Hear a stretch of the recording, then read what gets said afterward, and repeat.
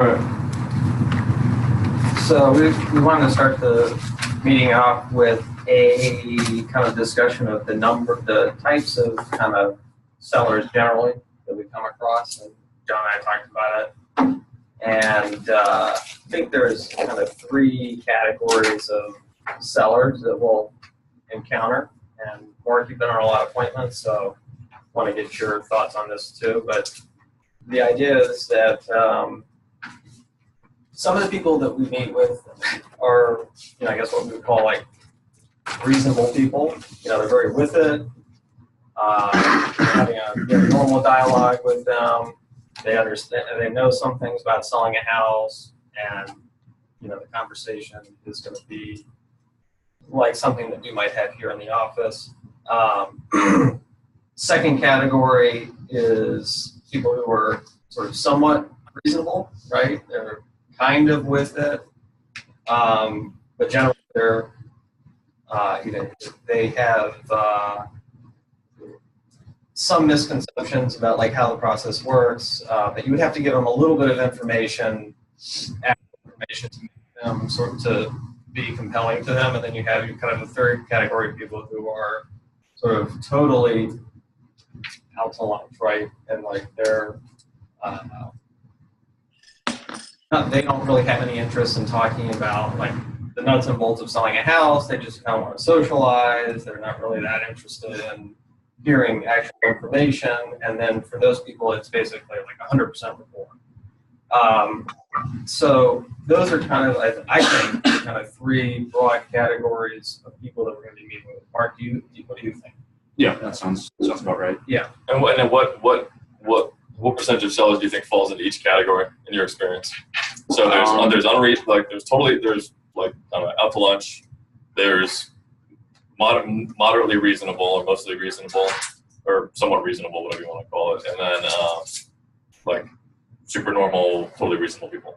I'd say most probably fall into like that middle scope, like where it's like they're somewhat reasonable. But then I guess it's kind of geographic, I think, in this area where if you go out in Temple Hills area or anywhere near the MGM, there's like just a higher percentage of people who are just like completely out to lunch thinking they're going to get $5 million for their property. Yeah, Temple Hills is kind of where all the unreasonable people. Yeah, it's like they're all centralized right there. Yeah, that's in my experience. That's what I've come to find. So what percentage fall into each bucket would you say? Right, so there's totally reasonable, like somewhat reasonable, and there's the out to lunch people who just out to lunch doesn't only mean that they're unrealistic on price at all. It just means that they're like very unsophisticated. They don't want to have any kind of real conversation about the house. They basically just want to like kind of hang out and have fun and joke around and all that kind of stuff. I'd say it's probably like around like 40% in that middle, and then 30% on either extreme. Okay. So you're saying 40% reasonable? Yeah, 40% people are like reasonable. Somewhat reasonable. In the middle category. Oh, and then 30 and 30? Yeah, maybe more so. I guess maybe. Yeah, I think I think it's probably a little bit less on the reasonable. Yeah, that's what I was about to say. Yeah. If anything, Yeah, 30% reasonable seems kind of high. Yeah, I've encountered like maybe 3 reasonable people Oh, really? Yeah, total. And so I think that's going to be by far the smallest category, I think. And when I say reasonable people, you've probably lost your calibration on what.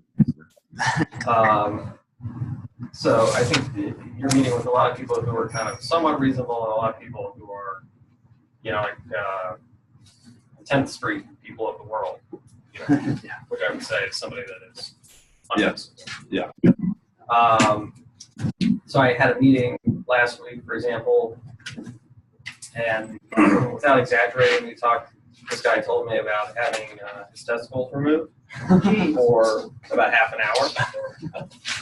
We never actually talked about his house. We talked about that a lot. And then we talked about cars for a while. And then he told me that he thinks that he wanted to use hair relaxer on John. So that was the meeting. I would put him in a category of sort of unreasonable.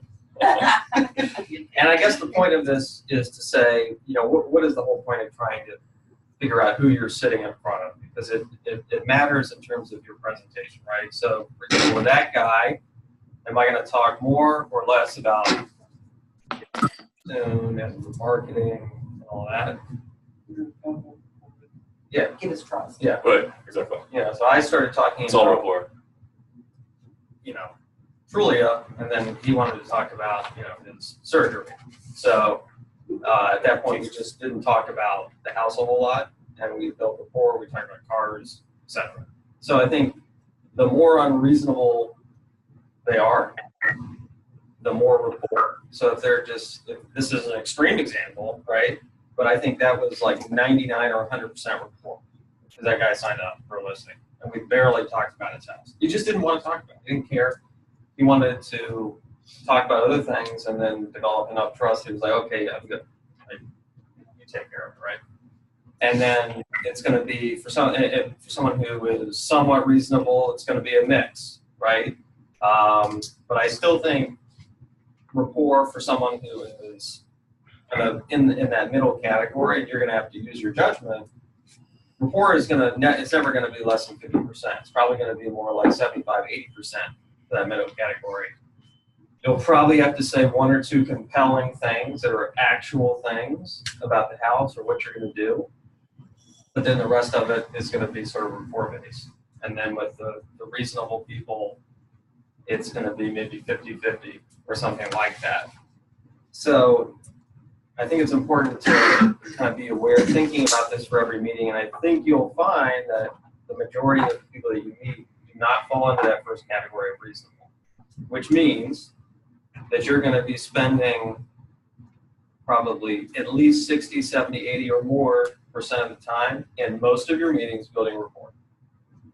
When you say compelling, one or two compelling things, by compelling things. Thank you. Yeah. So, whereas, let's say the meeting that you and I did a couple weeks ago on Friday night, that I would say is a reasonable person. Yeah. Two reasonable people, right? I talked about marketing. I talked about coming soon, pricing, comps. That I think so. It's kind of all the things that you might actually expect, right? Normal thing. Right. But for someone who's not asking questions about instead, like, you know, wants to talk about God knows what, you may only need to say one or two of those things, meaning that they might say, so what are you going to do? Or like, you know, they might sort of ask you a question you can talk about, well, we do all this marketing. And that may be enough. That's one compelling thing. You sort of said, this is something we do when we sell our houses. You're telling them kind of the one of your scripting points. It is compelling. It is persuasive, but that may be all you need to get them sort of, okay, like this person knows what we're talking about now. They want to go back and talk about non-house stuff, right? Does that make sense? Yeah. Okay. So The other thing too we talked about, right, is that if you try to do more education than they want, then that actually can break rapport. Yeah. Right, like, you know. You're selling them.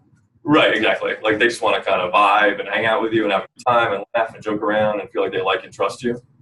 And that's, you know, the 100% basically what we're calling the sort of like, you know, just essentially the less sophisticated, less educated kind of bucket, right? Yeah, there's a little more just like, woo, you know, like let's have fun. And then in the middle bucket, it's still he's finding big chunk of it. It's still 70 or 80%, that stuff. But then they do need a little bit of the basis and actually like the actual things we're going to do to sell their house and why we're going to do a good job at it. And then of course the bar end of the spectrum is like where it's like that's half the meeting and they really need like the full sort of walkthrough of all the stuff that we're going to do, why we're so good at selling houses. They need like the logical case to be made. Of course, liking and trusting is always a big part of it, still half of it, but much, much more. So like a lot of this is basically like that 50% on the reasonable bucket and the 20% on the somewhat reasonable is what this basically is. Everything else is just stuff you're making up and joking around and having fun and goofing off with. So in no meeting should you be doing about 50% of, at least 50% of every meeting should be rapport. But for most meetings, it's going to be more like 70, 80, 90, or 100. Right? And so another example, this is a good clue that this is an unreasonable person. one of my people last week told me he eats a lot of possum. And he puts sweet potatoes around it because it's very greasy and has to soak up all the grease, the greasy meat. If they're trying to apply hair product to anybody that you brought with you, probably a sign. I have been in a meeting where I was sued for a do-rag. Okay. Yeah, like Dana. And I was in the same meeting smoking a Black and Mild. And in that meeting, I felt that it was probably someone that was probably more rapport-based.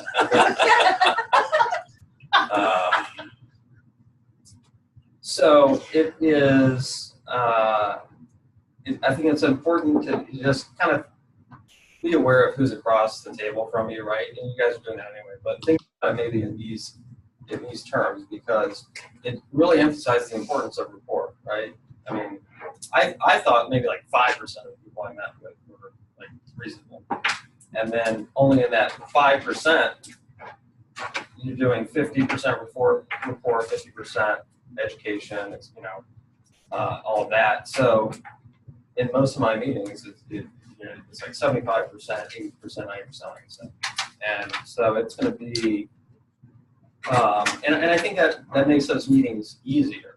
I mean, like the meeting that you and I had, to me, is a tougher meeting because you have to do two things very well: build rapport and demonstrate expertise, show them a game plan. You have to do both of them well and kind of interweave them, right? I think that's kind of the hardest meeting. And you would expect that, right? You would expect a more discerning audience for someone who is reasonable versus someone who's eating possum on the weekends. At least with that guy, all you have to do is just build rapport, right? Like we didn't have to talk about. We talked about capturing raccoons in traps, and and he told me that possums are part of the bear family and they're endangered. So I learned a lot. I don't think I've ever seen a live one. Yeah. He's eating them all. So we did that. Do you want to say anything else on that? No. I think those were the main points on that. And then so. Do you want to tell me any more about just the rapport building, what you were kind of articulating? Right. So so like I was kind of saying earlier, basically it's just like they want to just feel good vibes from you. Basically, they want to have a good time with you. Is like what he's finding. A lot of it is he's joking around with them. It's relaxed, it's informal, it's casual. Like they're saying a bunch of kind of crazy stuff, and he's saying a bunch of kind of like crazy stuff too, and they're just kind of like laughing and hanging out and having fun. And then after a couple hours of that, then they feel like, okay, he's cool. I can trust him to sell my house because he's cool. So it's kind of that's what a lot of our rapport, that's what our rapport, kind of is. And whatever they want to talk about is kind of what I talk about. Where the conversation goes. Yeah, Right. Like I don't really care what it is, right? And, whatever they bring up, I just kind of try and go with it as best I can. Wait, And didn't you say you like possum as well? yes, Yeah. no, see- I said I captured possum. Yeah, he said, oh yeah, I capture him too. Yeah. Yeah. And I actually did, when I was a kid, capture a possum one time in the backyard. Actually, I didn't, but I just said that. So, yeah. Right, but that he liked that obviously, and that a lot of connection and stuff like that. And he's kind of having a little bit of fun himself too with that, right? I mean, however you can amuse yourself in these conversations, however you can make yourself have fun while you're talking to them, right? So feel free to just be creative. I'll just say things that I know about it. Whatever it is, if I know something, I'll just say it. Like I know that possums hiss. So I said that. I was like, they hiss. And then I started making hissing noises. And he liked that. He liked that a lot. He was laughing a lot. So that's something. Imagine if I had said that in our meeting. If I was hissing at them and talking about possums, they probably would have been like, well, we're going to go with someone else. Thanks for coming. Right. So, but he was like, that's what he wanted to talk about. Then he wanted to cars, and they wanted to talk about his, his personal surgeries a lot for whatever reason. Needed a friend. I think he just wanted to kind of hang out. He owns a barbershop, so I think he's just used to maybe chatting Yeah. about, kind of nothing and having fun. So, and the good thing about that is you don't have to really come up with a whole lot of material. You just listen to what they want to talk about, and you just talk about it with them. The reason that works is they feel understood. Yeah. And that is a foundation for building trust. You really get that person. And then also through the John Martinez training, there's physiological reasons why that works because it, because of the pleasure centers in the brain and all that. People love to talk about themselves, and that's why it works. So, yep. And Terry, in your meetings that you've gone on, where do people fall in this spectrum? All that way. Just all rapport, or just go through? One gentleman, he's a physicist and worked at Goddard, retired. He had made some funny moves. He was we'd get down to it kind of guy. But we still, we walked around the house. I got the rapport with him. Mm-hmm. How did you build that? Like, what did you find that you were able to talk about with him? I don't know. I had a listing up there a while ago. We talked about that. I knew the area. I talked about how well I liked his subdivision, his townhouse community, and I'd ask him questions about work. Mm-hmm. We talked about that a little bit. And he was telling me his wife was an attorney, and she wanted to review the paperwork. I'm like, absolutely. Mm-hmm. So, and we just sat down at the kitchen table and talked, and then started breathing like cats and dogs. But and at the end of it, he's like, "Yeah, let's go ahead and get it going." Okay. Take me to get everything cleaned out. And what percentage did you feel like was rapport of that meeting? What percentage did you feel like was actually? Probably about 80%. Okay. I mean, I did talk about some of the marketing, but in all of my meetings I've been on, it's been minimal about, Minimal about how we actually do the listings and much more about the rapport. Yeah, and I do say, look, I'll have to stop and say, hey, let me tell you a little bit about myself, Right. because it's like we keep talking about whatever they want to talk about. Right. Yeah, and he is a physicist and his wife's an attorney and stuff. Would you put him in the They're more reasonable kind of category, They're basically? more reasonable, but it was still, I think it was a lot on, he trusted me. Yeah. At the end. Yeah. And it's all, if they do this. Right. Yeah, which is crazy, right? I mean, like all the stuff that we're teaching and It's all scripting and stuff. psychological, yeah. Right. It all matters a little bit. It's only like 20% on average across all these different categories. 20% of the meeting, fit 10% of the meeting or something, and then all the rest of it is just you joke around, have a good time with people.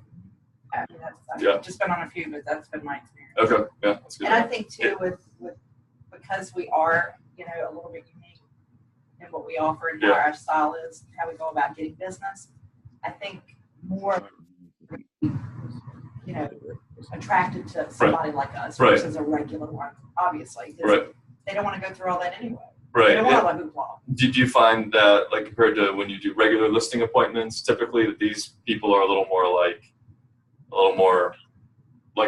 focused on rapport and a little more out to lunch sorts, a little more just like they're maybe unique or like kind of like quirky people, or otherwise they just want to have fun, or like how do you find it? I think it's more, like the first guy I went on, he used to own his own company. He was a retired colonel, and the whole thing, I just let him talk. His wife was trying to get him to shut up. Yeah. He talked for 2 hours. Yeah. And at the end of it, he's like, I'm so impressed with you. I'm going to give you any referrals I get. I mean, whatever.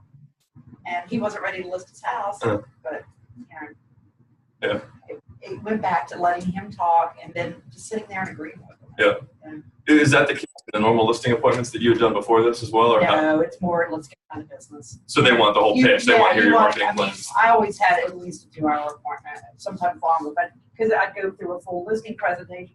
And that's what people want in that scenario, is they want the listing presentation? In that normal one, I mean, to me, I think I would go with all this armed, and with this, I go with the notepad and their information. Right. Yeah. And it's like, I'm not giving them anything. My costs, I've got the costs. And then otherwise you're just having a conversation. Yeah, you're just talking. And you find that that's and it's more about just having a conversation than it is with a regular listing appointment where it's more like do an actual pitch. Exactly. Okay. Yeah, I think it's more salesy than the regular because Okay. Yeah. pretty much you're competing. You've got to outshine the other person without making them look bad. But So with this, you're just going in and I think it's very low key. I love Right. it. I love it. Yeah. Yeah. I'm not going in with a suit on or anything. Yeah. That's good. Yeah, it's good to hear that experience. Yeah. Good, cool. Yeah, so that's basically, that's a good summary.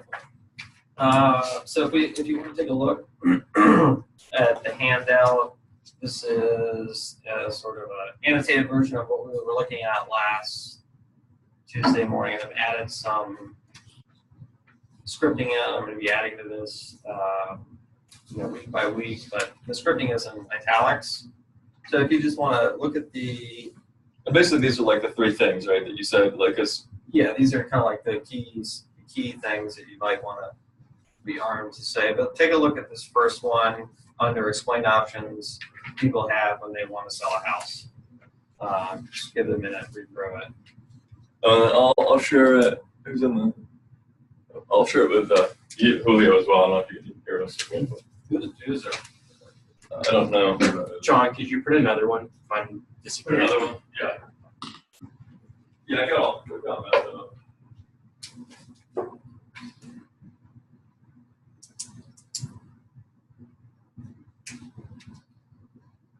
And this is the one that begins when somebody is looking to sell their house.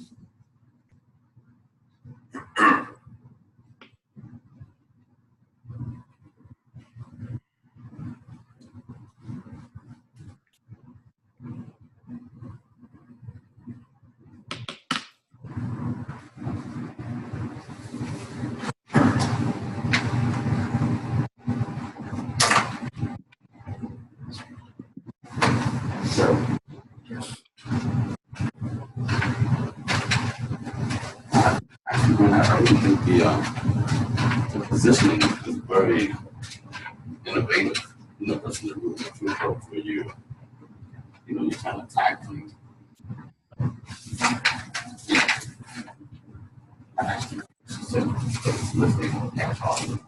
So just the fact that we're coming in, listing from a cash offer. Number one is So it's, Their guards are down. I think their guards are down. Do you think they're down? Are they down? Or are they down after we let them know that we aren't sure if it's going to be a fit for us to buy? Okay, so their guards are just down a lot more than Yeah, I do. I think on a typical one, I mean, like you go over to another, Yeah. it's just different. Mhm. Then you go to District Heights, Mhm. or just, it's totally Right. different. Right. And you're gonna have a lot more savvy buyers that probably wasn't sold before. Yeah. And they're gonna have different expectations. Yeah. And I think they're more guarded because they know they're selling. Yeah. I mean, whereas here, it's like, we're not really, we're kind of like, hey, you want to, whatever, Right. it's up to you. But Right. it's your decision. So I think that automatically puts people starts. Yeah. Yeah. The reluctant buyer Yeah. sort of thing where we're not trying to push Right. them to sell with us, or we're not trying to push them for us to buy the house. You guys have the first one? What's the first one we do in the coming soon? It says somebody's looking to sell their house. You do it as is. Okay. Or- This is something that I like to say, maybe at the beginning of a meeting after you've done a walkthrough, right? Sometimes you'll sit down, you've got to sort of kick off the conversation somehow. Maybe I'll ask you, so what do you think? Or, this is a way that I kind of will sometimes just get the conversation going if I'm talking to somebody who seems to want some information, right? It's going to be either like somewhat reasonable or totally reasonable. I would probably never say anything like this to the category of unreasonable people.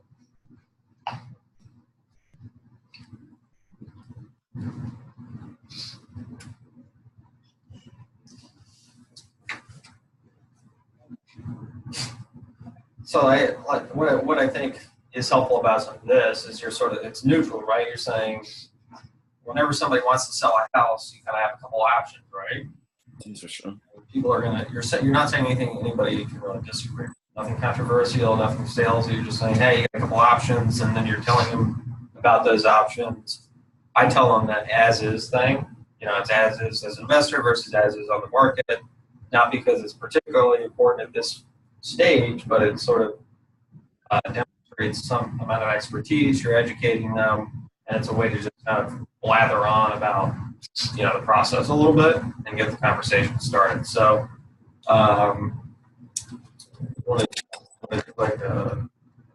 Yeah, I mean, could anybody, just after reading this, can anybody do I'm on a sales call. a summary of it or whatever, or just a quick, like, on it? You can look at it. That's the way they would do with the seller.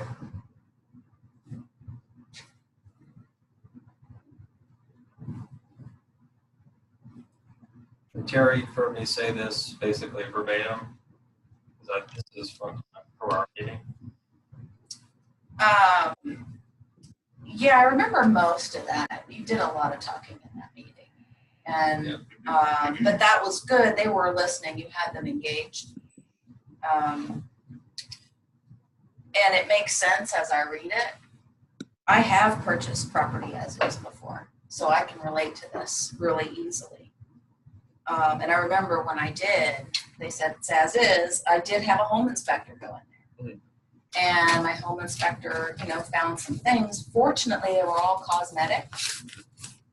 So what are you looking for? Just Can you like give a that quick- explanation? Yeah, I mean, the way you tell this to a seller doesn't have to be, I mean, obviously it's not gonna be word for word, just whatever, you know, however you would say it at this point. Right. Okay, so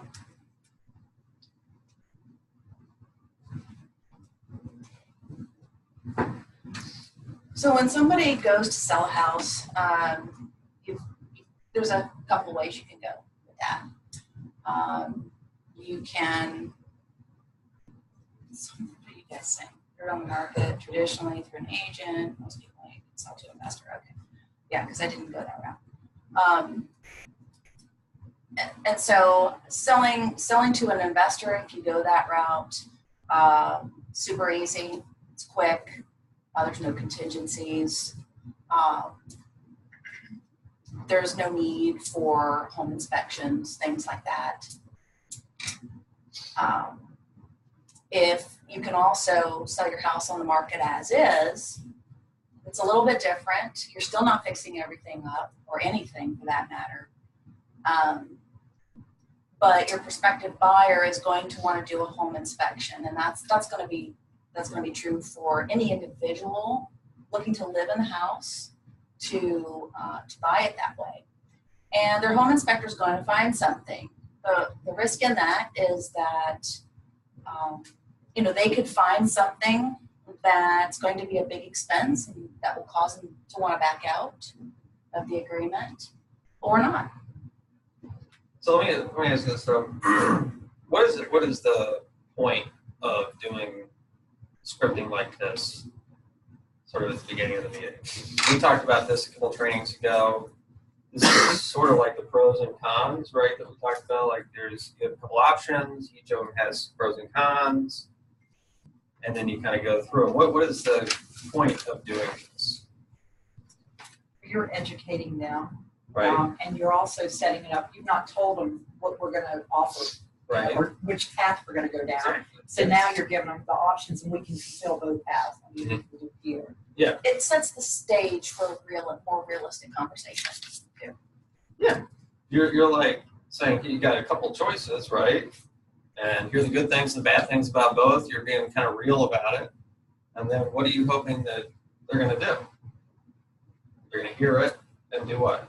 Make a decision on which way they're Tell going to you. go. Yeah. Give you some clues, right, about like what they're trying to do. And you're coming from a very neutral spot. You're sort of, it's kind of full disclosure. This is these are the options for everybody, not just you, for everybody. And each option is good things and bad things. I'll tell you about both. And then you're hoping to solicit some information, right? So that way you're kind of like, you don't have to like later introduce this idea of listing it like after you've been there for 75 minutes, right? You've already sort of at least talked about it, right, a little bit, like that's an option. Okay, so think about it from that perspective when you're practicing Tara, right? You're sort of like, you want to set the stage, right? So try not to go into the weeds so much on like all the home inspection stuff, you definitely want to bring it up, but you say the point of it is like option 1, option 2, pro, con, give them a little information, get them talking, thinking.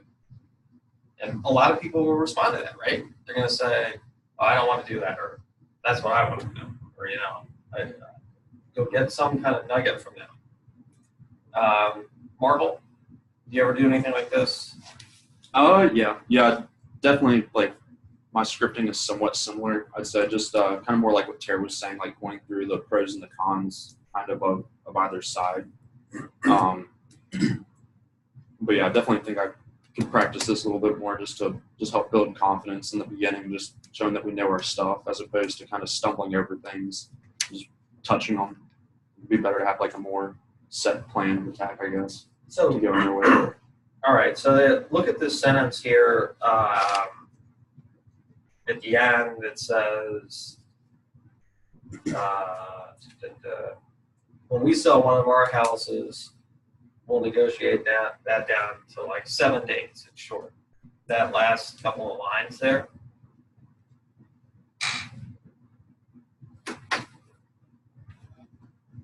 So I'm just saying, if you list it, there's going to be a home inspection contingency.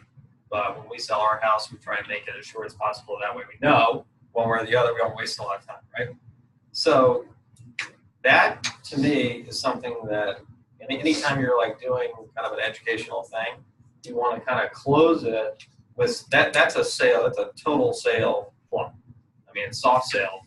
It doesn't seem like it, but what I'm saying is, look at what we do is this, and I'm going to tell you something that's very compelling, right? Instead of saying you should do it like this, I'm just telling you, I've told you some information, and then I tell you how to navigate it, how to deal with it in real life. It's sharing information.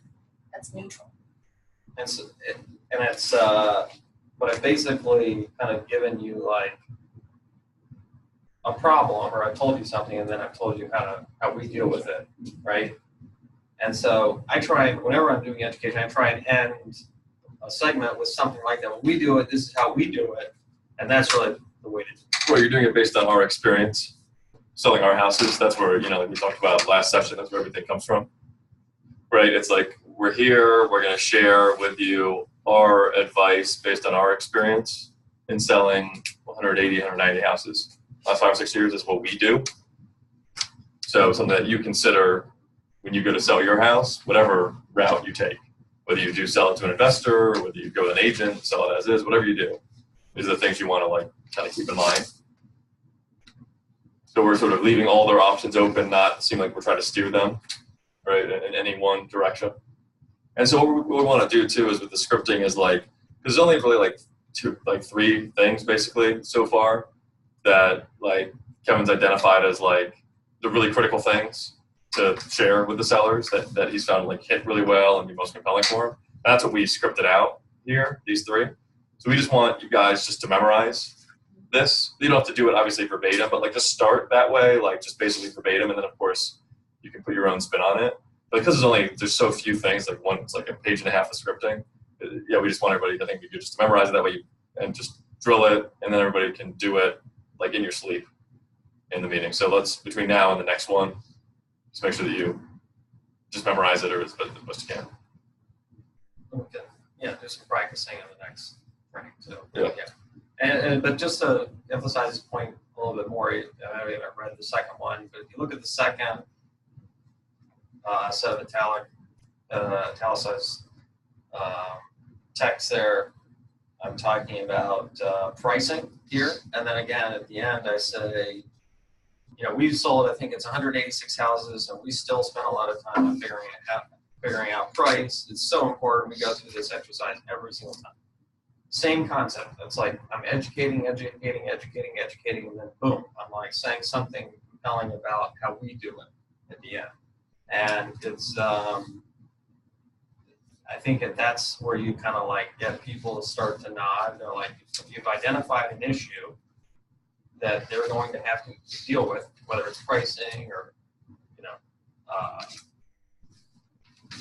whether it's selling it as is, and then you're explaining it to them so they understand, then you're telling them how to deal with it or how we would deal with it in a way that sounds smart and persuasive and logical. And then this is the pricing one. Yeah. Right. So there's the two options riff, basically the two options sort of rant at the top. Then there's the pricing riff here, and there's the coming soon, the third one.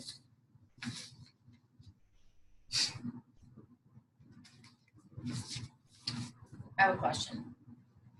Right underneath the first paragraph of italics, explain things we think about when we sell a house, what I would do if I owned your house.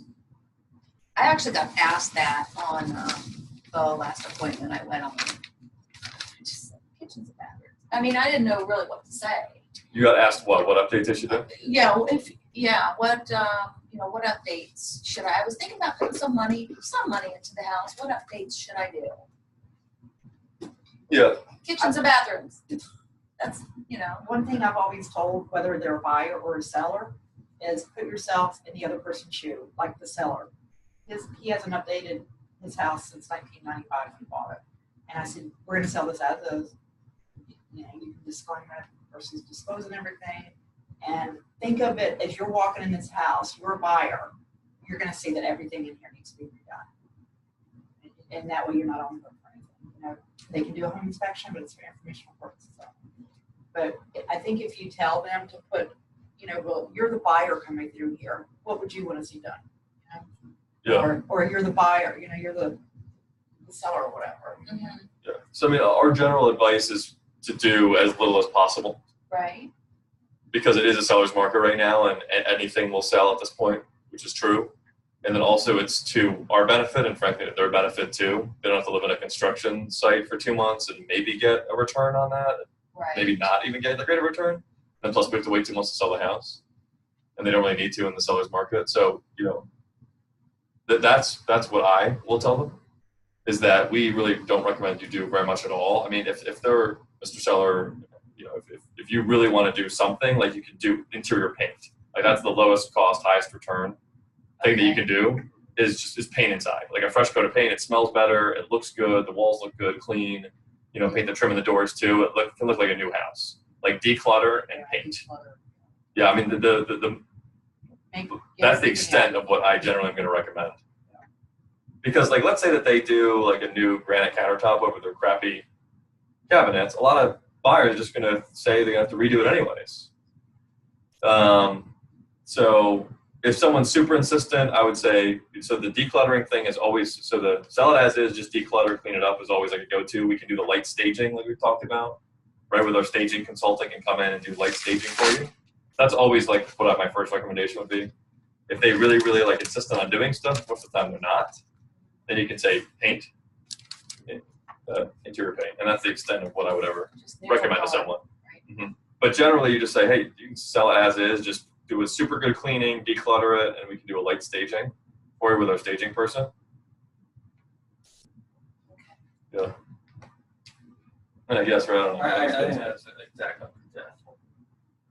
Yeah, because we don't want to get them, because, just think about it, right? Like, they can use our contractors, but they're probably going to want to get multiple quotes. They probably, again, these are people who aren't really on top of things in their life in general, so how long it takes. Like John said, it's just going to delay it.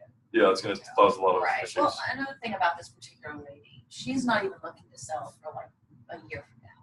So I don't have, there was no sense of urgency anyway.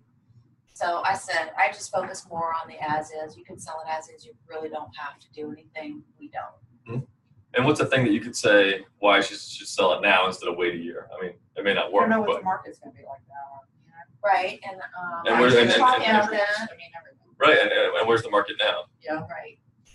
Right. So like Terry said, interest rates have already gone up significantly. Yeah. Like I think it's like 0.5% or something in the last couple months. They're projected to continue to go up. The market's over 2007 levels right now. It'll get to a point where it's going to, Yeah, we're at the top of the it's market. cyclical, yeah. At the top of the market. Do you want to maximize the value of the house now and maybe have a slight inconvenience for yourself? She was in Vienna. I don't know if it was in city limit or not, but Vienna. Yeah, very nice. Why don't you house. want to wait for a year? Because she's waiting to see where her kids move to, and she wants to relocate to where they're at in the area. Did she rent for a year? Yeah, that'd be a question to ask as well, right? Your mind should always obviously go to like, now is genuinely a really good time to sell, and then start asking questions around what they'd be willing to do. Some people wouldn't When be they willing to, but When they some don't might. have the urgency, you've got to create it. You've Exactly. got to try to create it. That's gonna be a big part of what you're gonna have to do on these sales calls, right? Is that people they want to sell, but just not right now. They want to sell in 3 months, 6 months, and 9 months. So we have to have, and that's something we're gonna script out, but like it's the interest rates, it's where we are in the market cycle. We're at the top, and say, I did go into that and mention some of the things that the charts that you had. It's just some of those statistical informational pieces. And by the end of the meeting, she's like, "You're so knowledgeable. I really want to stay in touch." that's good. What were some of this data? Did you guys post it up to the drive somewhere? Yeah, were you on the email that I sent out? Philip was not on the email that you sent. Oh, sorry, Berta. Or cookie. I'll forward that to you. What time is it? 9:50. Okay. So what do you want to do? Do you want to go over just have them read the final bullet, or do you want to do something on this one first? Why don't we like, listen to this audio, and we can do that. That kind of a chance to go over it a little more. Yeah. So these are those are 3 bullets, right? So it's the 2 options, it's the pricing, 2 options, pricing, and coming soon. Those are the only 3 things basically that are sort of the go-to, the most important things. Like when you have that 20% or 10% of the conversation where you have to educate. So just make sure between now and the next one that you're ready, because we're just calling you guys to go over it. It doesn't have to be like exactly word for word, but I would just memorize it. And then once you've memorized it, you can make whatever changes you want to in your own words. Start with memorizing it.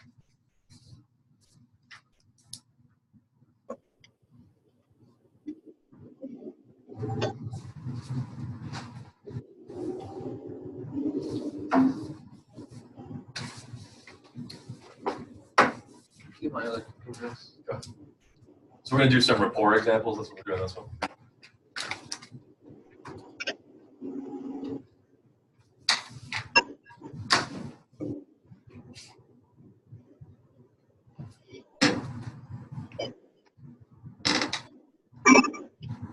This is a DC meeting.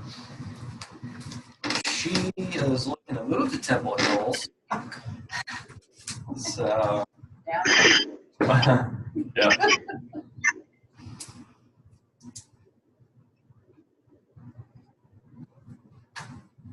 My favorite area. Temple Hills. Yeah, it's my hotspot. plural.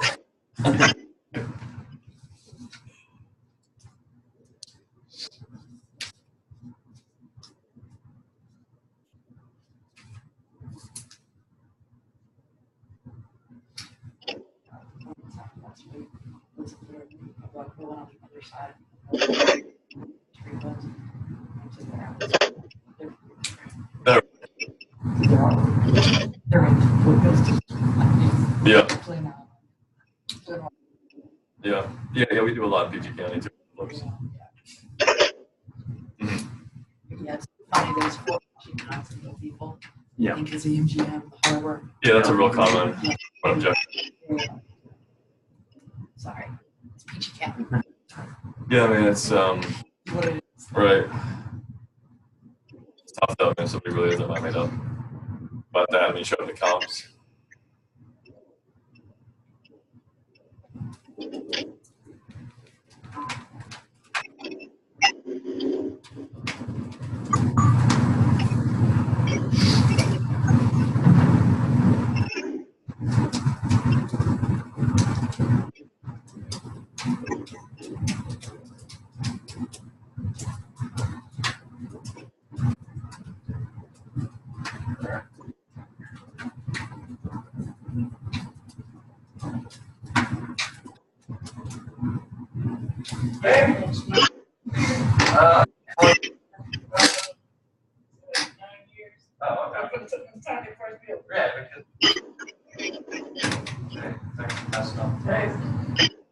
We did a walkthrough already. It's like a double sort of townhouse that was built 10 years ago in the southeast. And she went out to a friend of hers who like rented and stuff in rent. So now she's moved back in, trying to fix up the thing the person messed up. But we just finished the tour, we come back, we're seeing. So is when did you make back in okay. And what was why did you so what was going on? So why did you move that home? It's a pain. They got time. Pulled together now, but this might go 8 months time.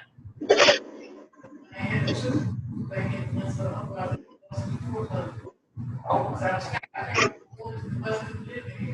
So they were not paying rent. Is it activated mortgage? Where is it?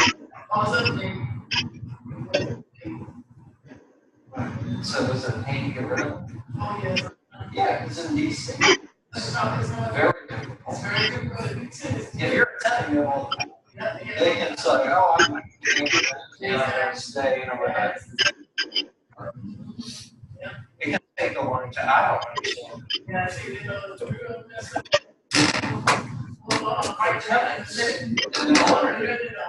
Yes. Because they have what they do.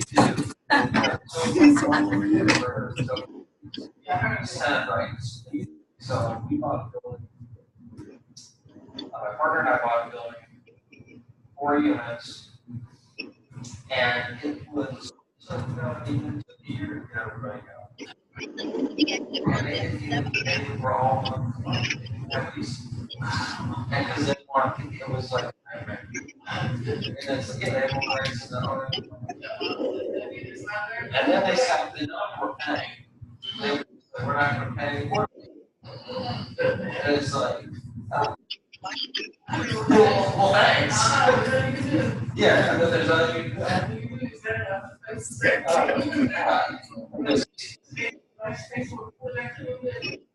couldn't believe it. So where were you?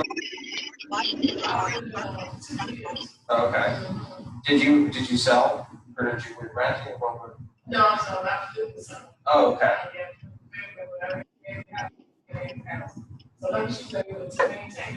Yeah. Okay. So, and then you finally got rid of them. Was it how many times? It was her 2 grown kids. Yes, It was a disaster. What was she was a girl? No, she's working. Come on back. Exactly.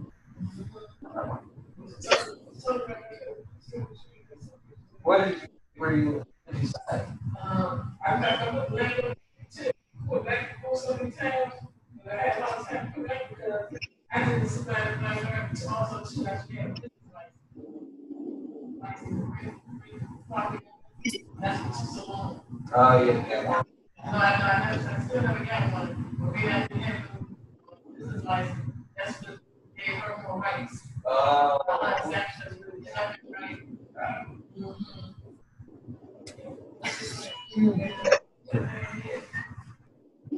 Did you know her?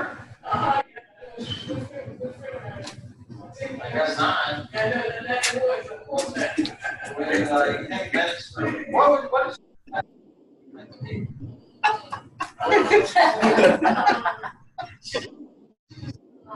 she wanted to be, I was property. So she figured out she was ready for herself. The first time she was ready out. She told me that I should give her hand.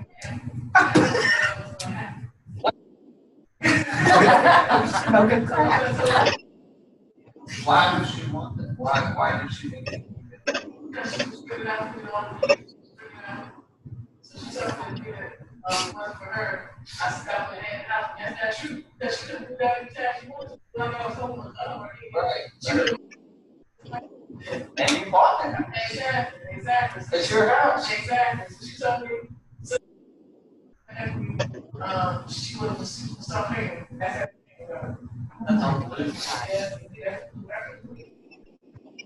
Is she on drugs? Everybody's back. This is how I do my resident back here. This one right here. She painted it red? She got painted red, the stove was a mess. What's, This right here was in the laundry room. what did she do that for? She pulled. What? Things out of the washing machine to dry. Go on, the spite. She did that just out of It spite? was out of spite, Yeah, just as she did the kitchen, so she's still playing out there.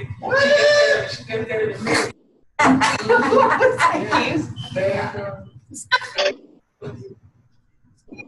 mess. What did you say to her? I'm not doing that. You probably not gonna hang out anymore? I'm gonna do that. Holy.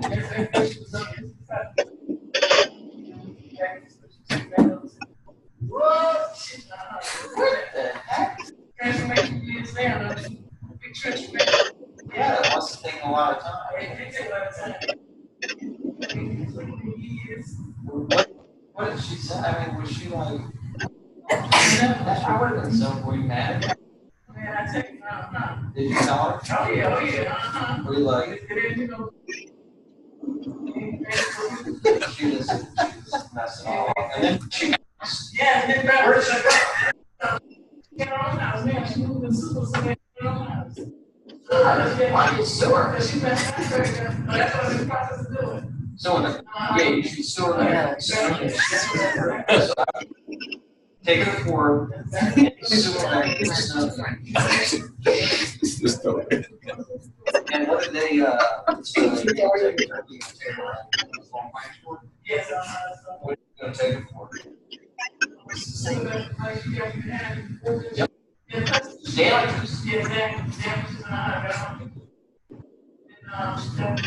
she never paid the second mortgage. She never paid the second mortgage, so that's. Was she supposed Exactly. What would you do? The second one, they was paying. Yes. What was her rent? First mortgage, so 100% second mortgage. Yeah, That's a good deal. Wow. So really nice. And this is a really nice place. That's a key. You didn't appreciate that. Exactly. So you said that, you know, that's a, yeah. You a lawyer? Yeah. Good. Yeah. So right now, it's right now, the mortgage is the price. $1,160. Yeah. Yep. That's a good deal. So, so why you don't want to stay? I just got to move to PG County. Right. Oh, yeah, the neighbor is 2 points. Yeah. Yeah. I missed a piece of time. It's more suburban. I live in Virginia, and so it's more suburban. Quiet, you know, it's just not, it is, you get a lot of racking sometimes. Awesome.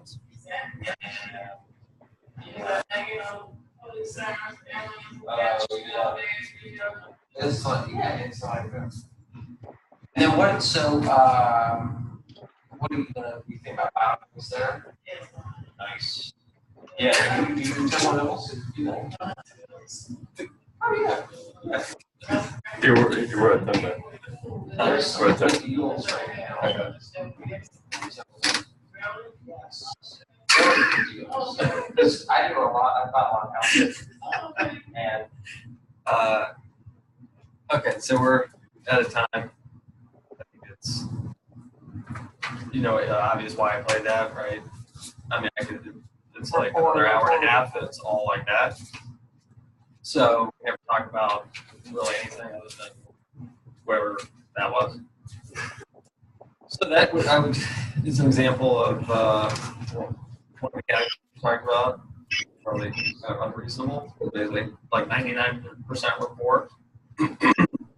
I said nothing of substance makes it even dumber. Like I was saying, it's like even dumber. Wait, 60 minutes, I'm like barely making sense. So You know, I'm gonna pull out some more clips for next time just to give you a sense of sort of how far to the extreme it can go, right? Like where you're just like, oh my gosh, yeah. What is you know, Lord, oh my gosh, wow. Zoom. Just donate. Zoom back to the Stone Age. Yes. How did that meeting wrap up? She's not listening. Okay. Yeah. Fire. At what point did that occur though? Was that The end? one Yeah. of the 2 hour, 1.5, 2 hour time frame? I mean, Yeah, that one. did she bring it up or, you know, how? No, I was just like, this is what we should do. Okay. Yeah. Okay. That's what I was looking Get you a for. crib. Okay. I talk about Temple Hills a lot. Okay. I'm saying how much I like it for a long time. I love Temple Hills. I like being there. I like going to visit Temple Hills. I want to live there. I love Temple Hills. It's one of the best areas here in the gym. I'm gonna have to drive through Temple Hills now. And then I'm like, we got to get a crib for you in Temple Hills. Got to sell this one. You know, we got to do it kind of the same time. Yeah, I've done this. I'm very good at this. We're gonna do this together. It's like, yeah. At that point, I was just like, this is what we're gonna do, and she's like, let's do it. You know? Okay. So, and I found part I that you wanna should hear. know. Yeah, I'll play that next time. I mean, it's very short, right? It's like literally like 20 seconds. Right? You're like, Because it's a transition. And I a very just important feel one. like, llisten, I eat positive, so we're gonna go ahead and move forward with the listing. It's gonna be great. And usually, you should know. I mean, after you've done it a couple times, you should have a pretty good sense. Like you've been there for 2 hours, you've been laughing, and they're like, So we God kind of knows know why. when to, Like, so listen, this is the point, right? And you should know. You're like, when you say that, you're gonna. All right. So before next time, we go through the scripting, practice it. I'm going to be adding to that, you know, week by week. So you have different scripting points, and then you know, think about what we talked about, different kinds of buyer sellers, and how you need to be focusing on rapport. You know, like a lot of focusing on rapport in these meetings and kind of identifying who you're sitting across. All right. All right.